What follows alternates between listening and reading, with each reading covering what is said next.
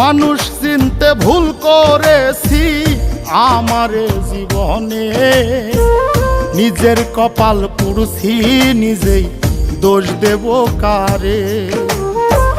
তাই তো নিজেই জ্বলছি হাইরে কাউরে বলি না, স্বার্থ ছাড়া একটা মানুষ খুঁজা পাইলাম না।